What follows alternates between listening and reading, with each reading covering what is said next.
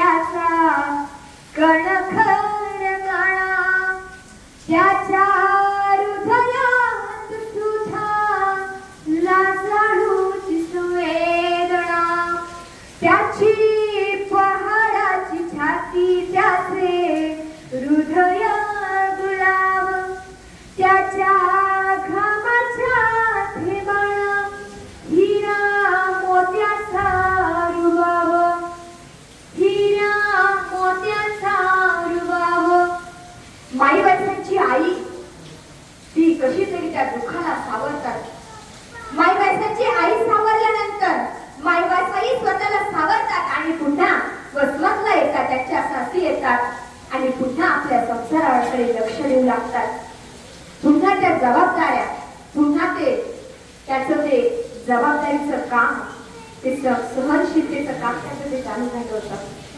दिवसेंदिवस दिवस जातात.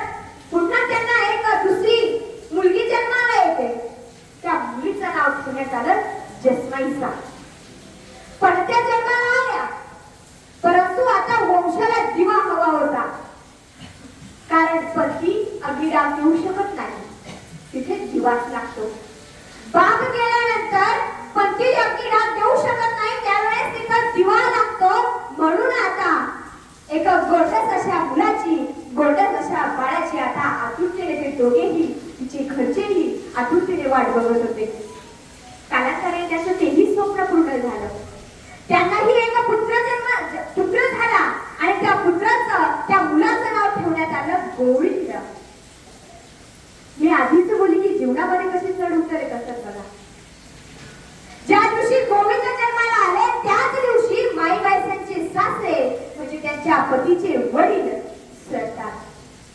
कसं चढ उतार येतो जीवनामध्ये. चढ उतार येतात जीवनामध्ये, सुखदुःख येतात, खडतर रस्ता येतो आणि त्याच खडतर रस्त्यावर ना माईबाईंचा प्रवास सुरू होता. कारण घरातील कर्ता पुरुष म्हणजे माईबाईंचे सासरे सरले होते. माईबाईंची ती नजर होती ती त्यांच्या पतीकडे गेली. त्यावेळेस माईबाईंना त्यांच्या पतीचं दुःख त्यांना समजलं. कारण बाप गेल्यानंतरचं काय दुःख असतं हे स्वतः माईबाईंनी अनुभवलं होतं. कारण बाप नावाचा माणूस हा जोपर्यंत घरात असतो ना, तोपर्यंत वाकडी नजरेने बघण्याची कोणाची हिंमत होत नसते हो. तो बाप आपल्याला चालायला शिकवतो, बोलायला शिकवतो, धीर देतो, प्रत्येक संकटामध्ये साथ देत असतो.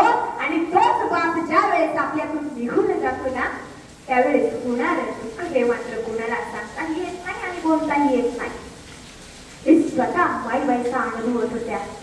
म्हणून माईबाईंचा सुद्धा त्याच्या पतीला धीर देत होते. सासरे सरल्यामुळे संपूर्ण घराची जबाबदारी ही माईबाईंच्या पतीकडे आली होती.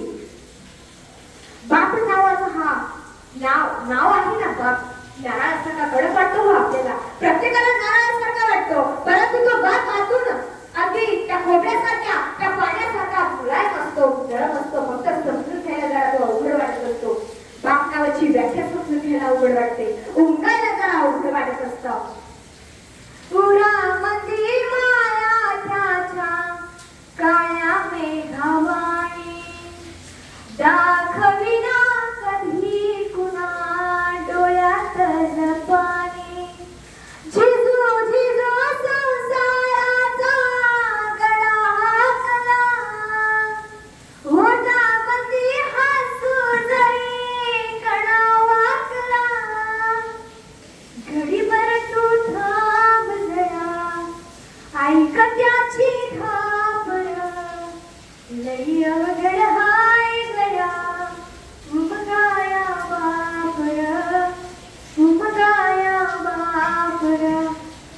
माईबाईंना त्यांच्या पतीला कसं तरी धीर देतात, सावरतात. ते दोघंही एकमेकांना सावरतात आणि पुन्हा संसाराच्या त्या विहिरीला सुरुवात करतात. परंतु इकडे सासरे गेल्यामुळे सासूही त्या नैराश्याच्या ओघामध्ये जाऊन सासूही सरतात. आता सासरेही सरतात, सासूही सरते.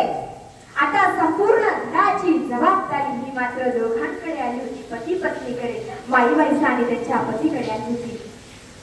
दोघंही एकमेकांना सावरतात, दोघंही एकमेकांना साथ देतात आणि दोघंही एकमेकांना धीर देत साथ देत त्या संसाराला पुन्हा सुरुवात करतात.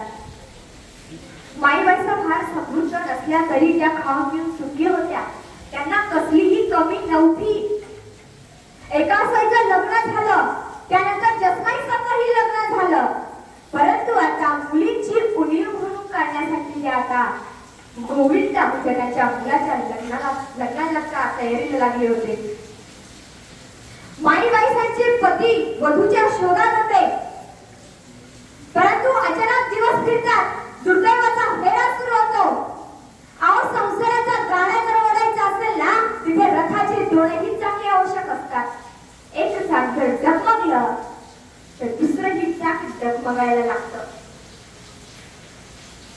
माईबाईसांचे पती वधूच्या शोधामध्ये होते, परंतु अचानक काहीतरी एक साधारण निमित्त म्हणून माईबाईसांचे ही पती सांगतात,